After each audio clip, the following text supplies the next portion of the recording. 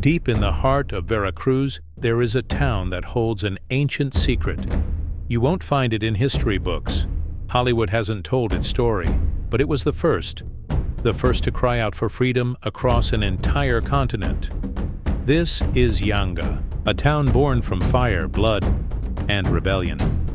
What if I told you that before Mexico's independence, before the United States or even Haiti, there was a town of black slaves who defeated the Spanish Empire and founded their own republic?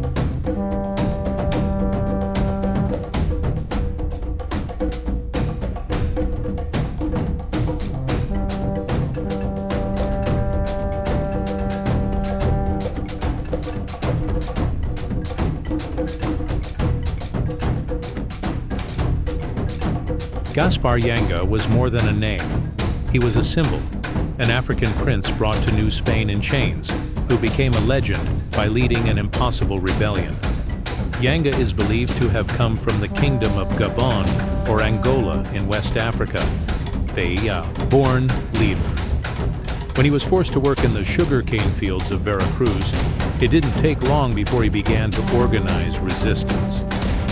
In 1570, he escaped with a group of slaves and founded a palanque, a secret community of runaway slaves in the mountains near what is now Córdoba.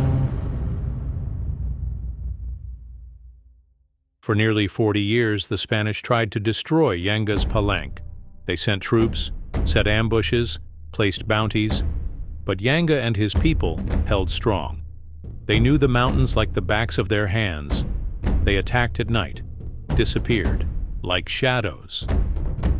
In 1609, the Viceroy of New Spain launched a final expedition. But this time, Yanga proposed something different: peace. He offered a deal. His people would stop fighting if their freedom was officially recognized.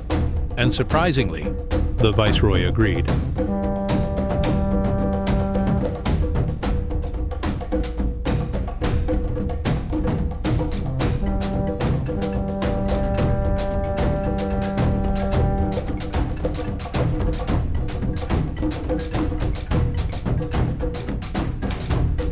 In 1618, the agreement was signed. Yanga's town, then known as San Lorenzo de los Negros, was declared free, with its own government, land, and church. It was the first official recognition of a free black community in all of the Americas. And it happened here, in Mexico. Yanga's story is so extraordinary, it feels unreal.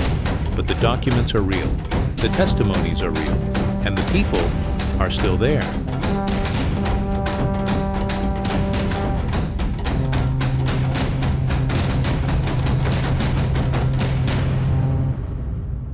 Today, Yanga is a town of just over 20,000 people. But every street, every corner breathes history. In 1932, San Lorenzo de los Negros officially changed its name to Yanga in honor of its founder. And every August, they celebrate the festival of blackness, a vibrant explosion of music, dance, pride, and African heritage. But embracing their roots wasn't always easy. For a long time, being Afro-Mexican meant bearing the weight of stigma, silence, and discrimination. Identity was lived quietly, almost like a whisper. It wasn't until 2015 that Mexico officially recognized Afro-descendants in its constitution. For the people of Yanga, every step is an act of remembrance. Every surname, an echo of those who escaped slavery to build a new world.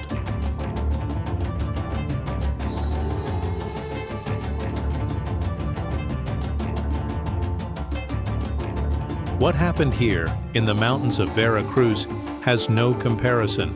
Yanga wasn't just a town founded by escaped slaves.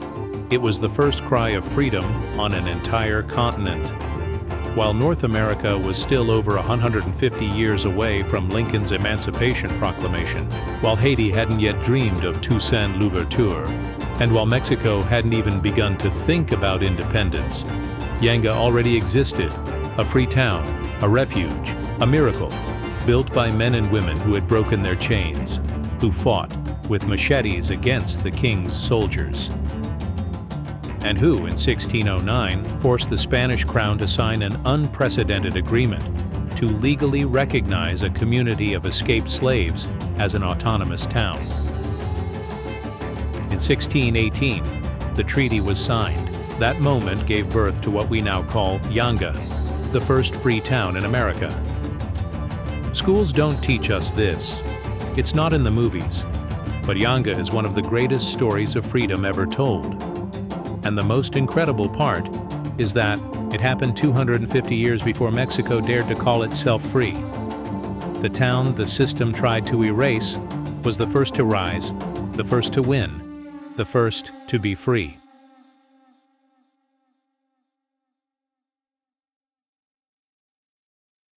The story of Yanga doesn't live only in the past. It beats today. In music, in memory, in every child born in this land of rebels. Walk through Yanga and you'll hear the rhythms of the African drums. You'll see murals of Gaspar Yanga standing proud. You'll meet families who still carry the names of those first freed men and women. They are the descendants of fire. Teachers who pass the story on in classrooms. Elders who still whisper the tales of resistance. Youth who wear their heritage with pride, no longer hidden. Yanga's spirit is a reminder that freedom is not a gift, it's a fight. A fire that must be lit again and again in every generation. And today, as we face new chains of ignorance, of racism, of silence, this story becomes more urgent than ever. Because Yanga is not just a town, it is proof. Proof that even in the darkest times, freedom can win. If this story moved you, like it moved us, subscribe for more hidden tales from our continent. Leave a like, share, and hit the bell icon, because some stories deserve to be told, and you can help make sure they're never forgotten.